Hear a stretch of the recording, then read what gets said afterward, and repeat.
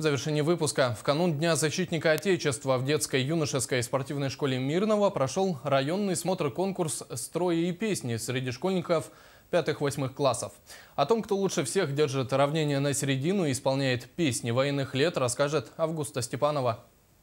Уважаемые юноармейцы, в защите Родины, добра и справедливости будьте готовы! Патриотизму нельзя научить, его надо воспитать. Вот уже 14-й год подряд в городе проходит районный смотр-конкурс «Песни из строя». Из года в год можно заметить, что ресурсы, которые направлены в целом на проведение данных мероприятий, они с каждым годом возрастают. И это естественно, потому что основное направление на военно-патриотическое воспитание подрастающего поколения.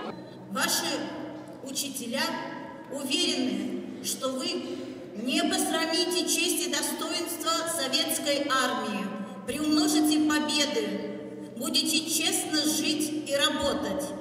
Желаю вам на смотре парада «Песни из строя» честной борьбы и победы.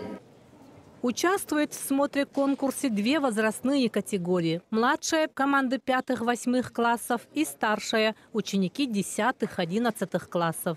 Парад «Песни из строя» по традиции открывает младшая группа. В этой категории принимают участие 10 команд. В каждой по 19 учащихся. Синхронность движений, правильная осанка и огромное желание победить. Это не репетиция, и право на ошибку юноармейцы себе не дают. Оценки ставит независимое жюри по 5-бальной шкале. Смотрят все от внешнего вида до прохождения строем с исполнением песни. Наша команда называется «Десант». Выступили, я считаю, хорошо.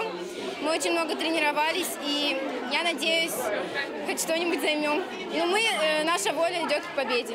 Петь патриотические песни и командовать отрядом могут даже девочки. Но победителем в номинации «Лучший командир» в этом году стал Артем Свирин, юноармеец взвода школы номер 26. Как и в любом соревновании, победители не остались без наград.